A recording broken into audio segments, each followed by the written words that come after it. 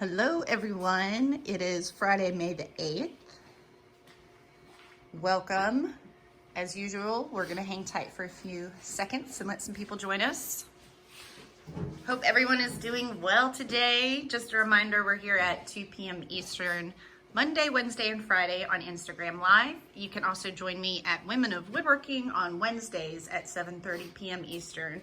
And don't miss Mary May at 1 p.m. Eastern on Twitch, Monday through Friday. So lots of good opportunities to engage the online woodworking community right now. I am also teaching 2 classes at the Florida School of Woodworking this month, 2 virtual social media classes. So check them out and join us for that. But that's all I got. Joseph, if you want to go ahead and get started. All right. So today, this is the top stretcher underneath the seat, where the frame will attach to the seat. I have 2 of these. One's already mounted up. Center hole, just countersunk and screwed, and then I have these slots that will allow for expansion and contraction of the seat width-wise. But what I'm going to do now is make a counter bore into these slots. The size are a little slightly larger than the size of the head of the screw that I will use, and that will drop the head of the screw and the washer below the surface. And this part is not necessary. The slots are necessary. The washer and the flat underside of the screw head could slide back and forth as they are, but I'm going to recess them from being visible, I guess, or on the surface. Just a preference. So anyway, so that's what I'm going to do. It's only 4 cuts, so it shouldn't hopefully take that long. All goes well. My setup here is I have behind these clamps, kind of hard to see, there's some positive stops that are in a straight line that are parallel to the router base or the multi-router base. These are thick enough to where the clamp could register nicely and hold it flat. Ideally, I'd probably come up, if they were a little thinner or a little different, I would probably make some kind of L bracket in plywood that I could then clamp the base of that to this, and then have some kind of secondary clamps that would hold this piece securely. Not so worried about this because there's a good thickness there for the clamp to grab. It's not going anywhere. So that being said, I already have my positive stop set up that shows me the length of my cut. I'm at the right height. Hopefully I'm at the right depth. I'm just going to make a couple cuts and then show you what I got. Here we go.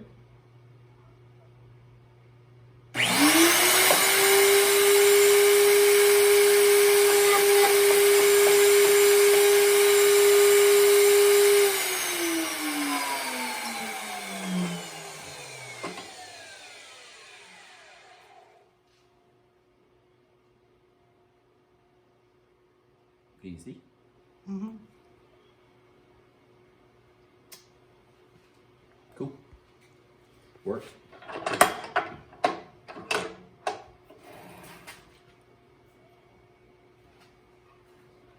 So instead of resetting my stops, I'm just flipping the piece over because they are in the center, and it should be a repeating cut. Unless I've made one of the slots longer than the other for some reason. It's not super critical, so it's possible I've done that, but we shall see. The only negative of using this way is if one of these was not dead square, then it throws the piece this way or that way where the bit is introduced, and it wouldn't give me really a flat hole, but I think I'm good. So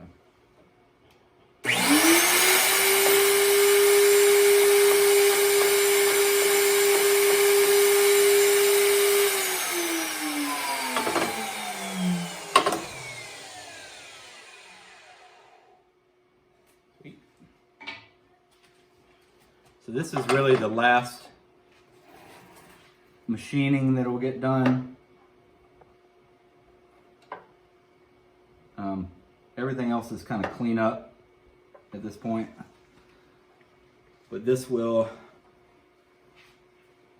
I wanted to do this before I glued everything together, obviously, so I don't have like the whole rocker assembly on here, which is possible, I'm sure, but this thing angles, I could figure it out, but a whole lot simpler like this. Yeah.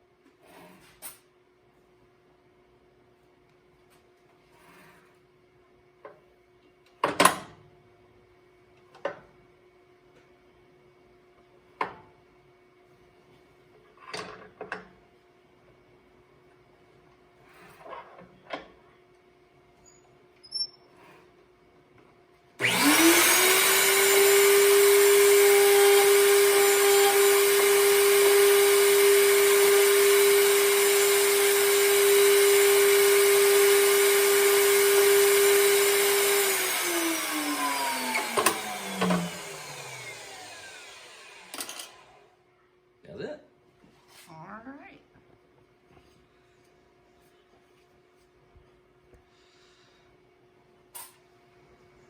Yeah.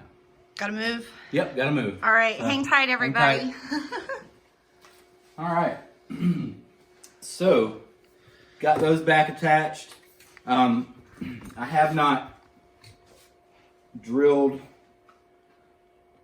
the pilot hole in the bottom of the seat to accept this for the screws that I just slotted for, or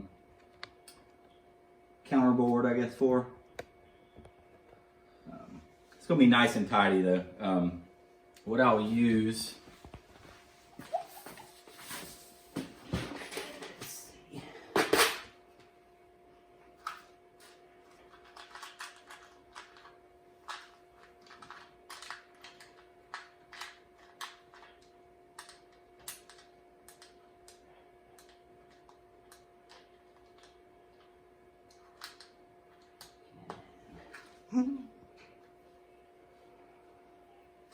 So you just said that was the last machining that you'll do? That'll be the last. That's the last machining. Then, so this is what will use in that slot. It's just basically just a flat washer,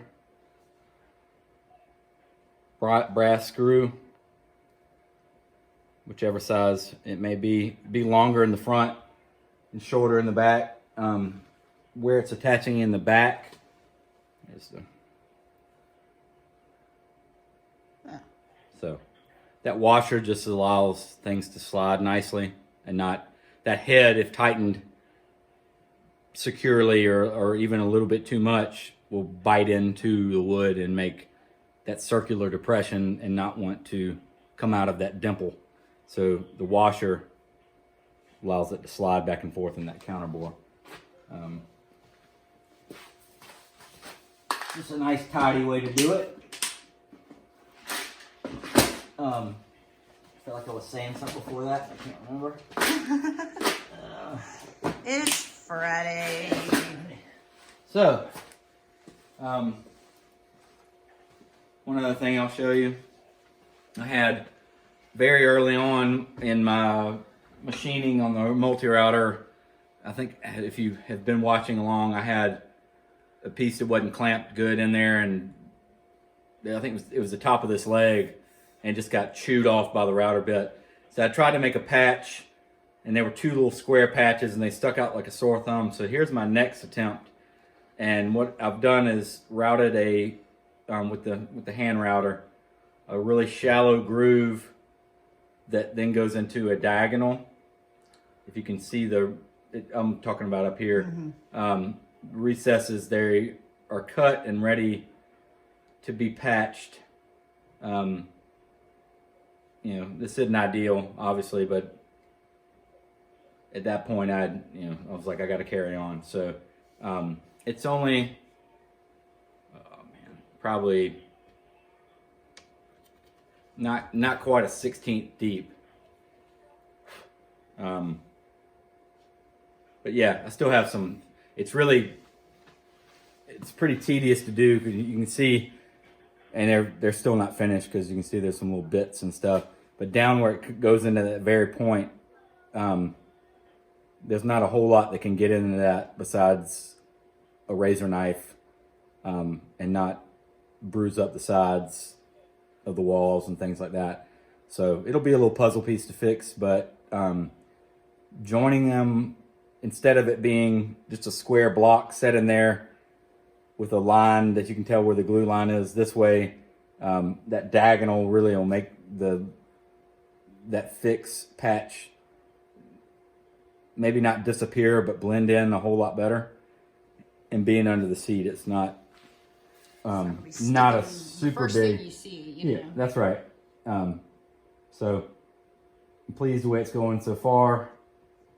The risk is that, in my chiseling, I chisel into some of the good, and then I'm making patches for everything, and it could easily get like that. So Passions for patches. yeah, just for the patches. You can actually see below in that routed groove, the top two little squares that look, if you can see them out of place, only about a 1/4 inch down. But those were my original patches. They were a little deeper. And I don't know if you can see them on camera. Yeah, the grain direction just did not. They're like right. That's correct, yeah.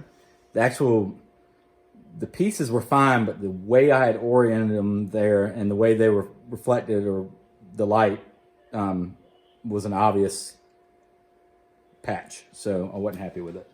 So out they went. I think I just heard, yeah. Cut these guys down. Yeah. Baby monitor. Yeah. So now. It's interesting that today Mary May was covering that. I want to go back and you should watch that. Oh, I did see I didn't get a chance to watch it. It was all about like fixing your mistakes and like it's just going to happen. Yeah, and so, they're inevitable. Yeah, and it's just part of the process. And so I really wanted to watch that. And so we will. Yeah, I'll definitely be watching that, because that really is all part of it. Here's my little sanding block. And I'm sure you've heard the saying, like, it's somebody who's good can fix the mistakes, and I'm sure that's definitely not how the saying goes, because it's a saying, but it's not a bunch of rambling, but it's basically you're going to make mistakes, and being able to fix those mistakes is really kind of what sets you apart. Yeah, that's one of the things, because you're going to make them, and you're either going to remake everything, which I'm guilty of doing a lot because I'm just not satisfied, or I don't think there are times where you just have to chalk it up and be like, it will be a compromise, it will lessen the integrity of the piece, with certain fixes. So those are times where you just have to chalk up that time lost and remake. But there are also times where it's worth taking a shot and making a fix. And so this was, I felt like one of those. So really what's left is I've cut all the facets on all the legs and the rockers. Let's see if I can get me in there. Everything's kind of sanded right now, so it's kind of hard to see. They'll really pop out when they get finished. But I have a taper here going down, a taper, or a facet. Then from the side, the same. And I'll admit to one of my mistakes again here. For some reason, on this outside, this isn't the mistake, I faceted this side rail up to meet the top facet here on the legs. Well, without thinking correctly, I went ahead and did the inside too. Well, now the top stretchers meet this side piece in a facet. So I'm either going to have like this, basically it's not a void, but where the top of the stretcher is going to, you know, was flush with this, now it goes into a facet. So again, I could remake, well, I can't remake, it's already glued up. I could remake nothing. I could either make these thinner and bring it below that facet, you know, and that's one thing, but that, I guess it would weaken somewhat the frame, but not really. So what I'll probably do is end up just making a facet on the shoulder, and, you know, if it was turned upside down, it'd be one of those things that would collect dust or crumbs or something on the table, but since it's underneath, it's not a big deal. Not pumped about it, but it's the way it goes. So, oh yeah, and then on the rockers, you can see the thickest part of the facet. It's kind of a curved rolling facet. It's right here, and it kind of dives in to meet the start of this tiny little facet here, and the same here.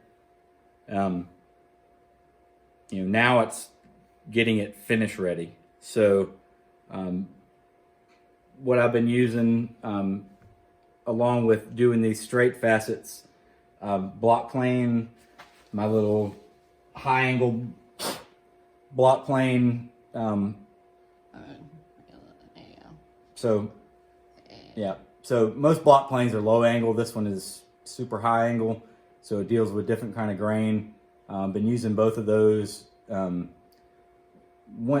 tell you, I do have to talk about this guy a minute.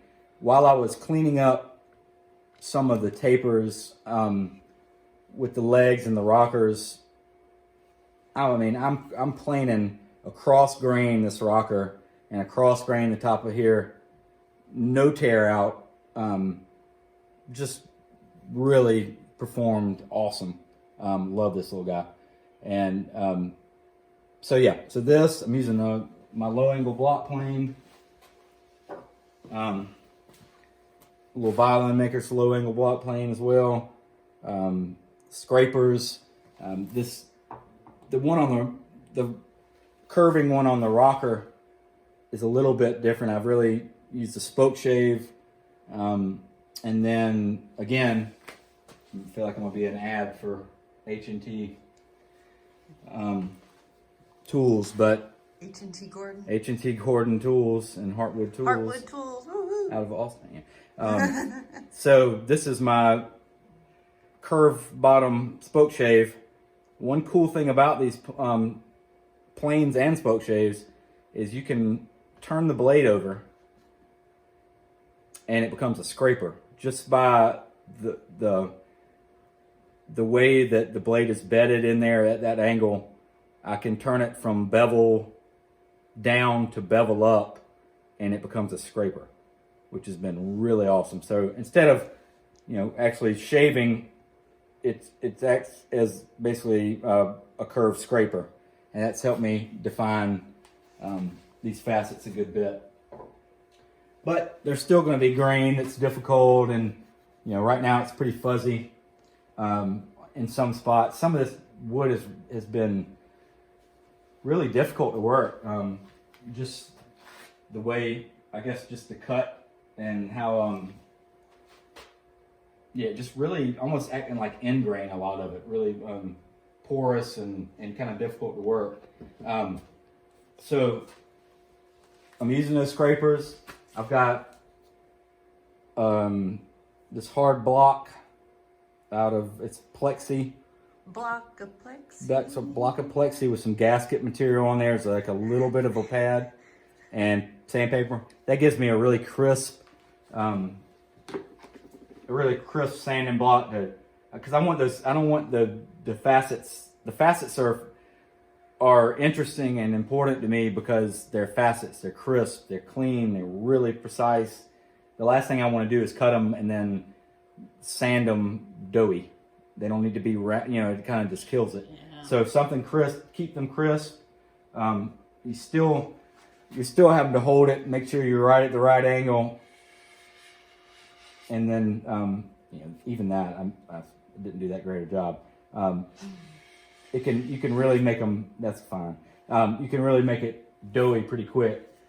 On these curves, I'm using one of my Festool sanding pads off my sander that's got a soft pad on it. I actually probably want to flip over to an extra soft, and then now we'll be able to sand those curving facets, and the pad will give enough to not, try to, I guess, reestablish another facet, a flatter facet.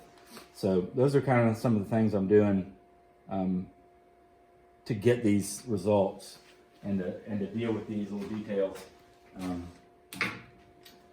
So, yeah, that's about it, isn't it? About that time. It is 2:25. You've been, and we started a few minutes late. Yeah. But, and any questions y'all have, please let us know. Shoot them across. But we do record these, and now we are able to post them to the Instagram feed. So you can find these on Instagram or YouTube. We also post them to YouTube. So I know some people would rather watch some of these videos like on their laptop screen, and Instagram is very much a phone-only app. So there are just several ways that you can catch up. Yeah. So I just happened to notice some things on this one, on the rocker, that I haven't. Like to touch up. Yeah. Actually.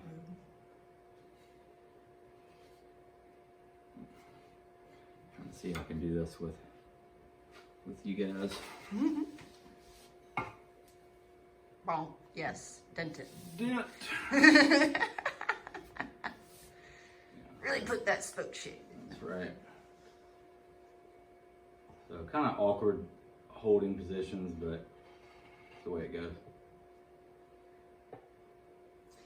But in all seriousness, at Heartwood Tools, Leslie Webb, I know we mention her a lot, but these tools are just amazing, and she's doing a really, really good job of finding great makers and suppliers, so check them out. She does giveaways every so often too, and they're like amazing giveaways. Didn't they just do a flow rope saw? They did. I cut several things actually. Yeah. So that was one of them. So yeah, definitely give them a follow. And she's the only U.S. dealer of H&T boarding. So if you're in the U.S., she's the only one. That's right. Otherwise, it's got to come from Australia. Yeah, I mean, it's some. These are some tools I've had my eyes on for years, but it was a little bit prohibitive. I've gone to try to get them for you before, and it would be like, my bad, obviously, but trying to order it before Christmas, and it'd be like 2 weeks before Christmas, and it just can't get here on time, Like, in your defense, I'd probably just told you, like, oh, here's an idea, and it's like 2 weeks before Christmas. Oh, yeah, they're in Australia. Yeah. But I think that did happen. Yeah, it did. And happen. I was like, what? So.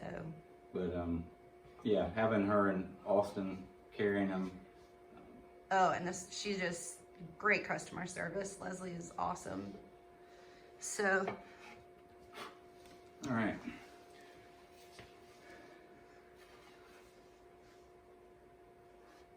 So pretty pleased with that. I can, sandpaper will deal with most of that. Yeah, I'm trying to think if there's any big other issues on here. Really, all I'm going to be doing is just really fine tuning these facets, then getting everything glued up. The seat is nearly done. I have some just some minor detail stuff or not detail, but just finessing, I guess, to finish those. So this is basically just a hard block. It'd be a piece of wood, and you know, the benefit, I guess, of the plexi is it does stay flat. It doesn't have to be reflattened. And the cork on there, or it's cork, gasket material, just gives it a little bit of give, which it's nice. I mean, if you press too hard, you could make that give do what you don't want it to do, and that's to kind of round over things. But it is nice. I had a buddy of mine make this and send this to me. BV, and his name is Bart. Bart! Hey, Bart. BV Warriors. So by this time next week, we have a stool. That's right. Which is pretty exciting. Pretty exciting. Pretty exciting. Yeah. It's always fun to get to the finishing part. Gotta do that on a live. Definitely do that on the live. But I tell you, I was pretty concerned about trying to get these facets done post glue up like this, especially not so much on these outside, but on the inside ones.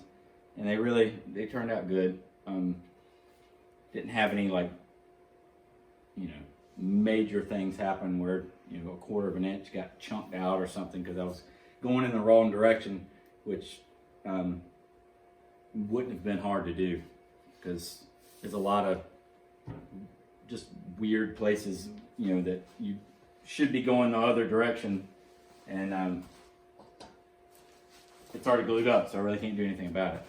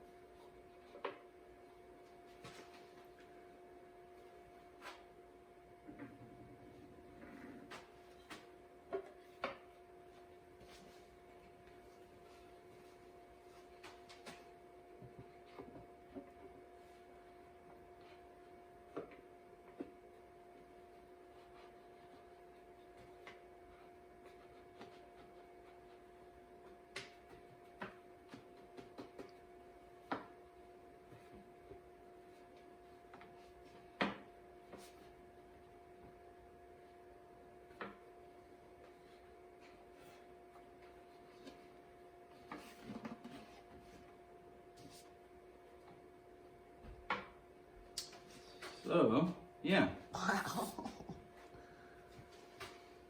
Yeah, the facets make such a subtle but still huge. Yeah, and it'll really pop out when God, it looks so refined, even compared to.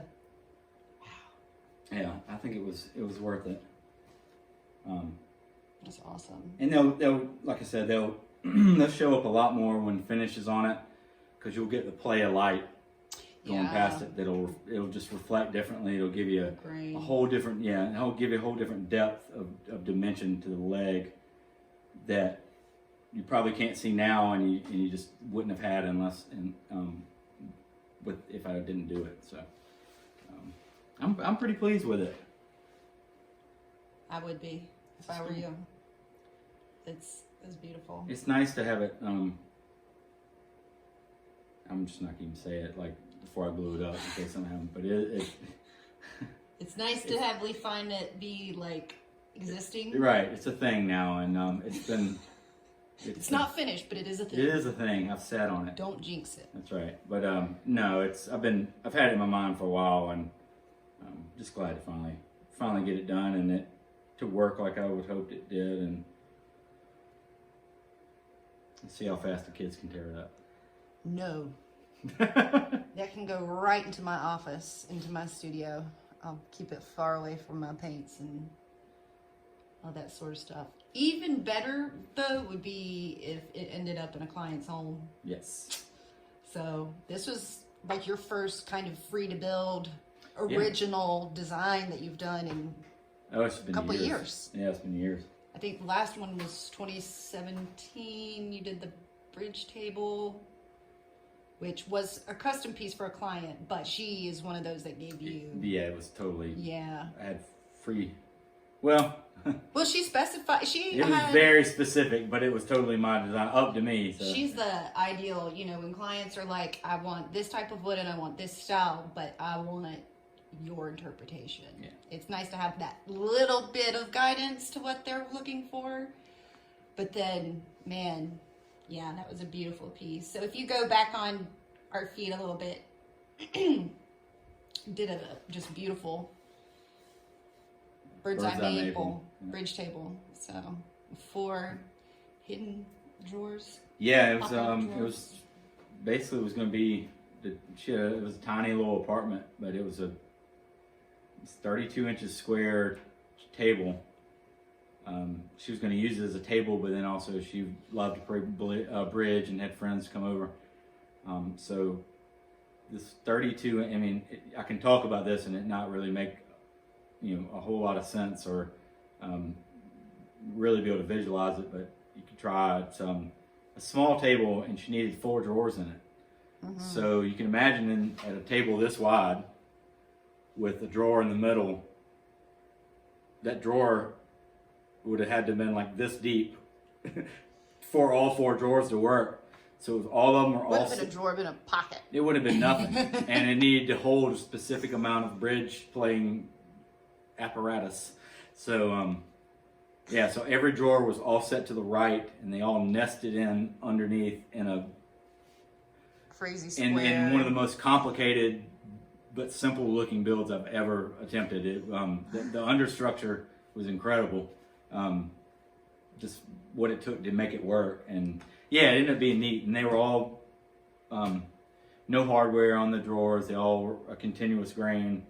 There's a push button on wood slides. You pushed it and they slid out. I'm pretty pleased with it. So.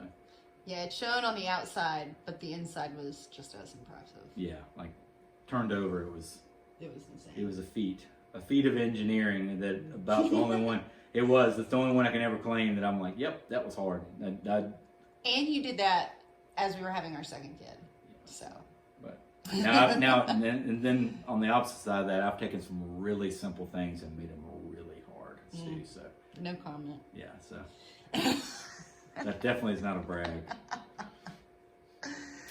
All right. Well, it's about that time. So if you have any questions or comments, feel free to shoot them our way. Again, we post these to the Instagram feed and also YouTube. Search Joseph Thompson Woodworks on YouTube and you can find us. We're here Monday, Wednesday, and Friday at 2 p.m. Eastern.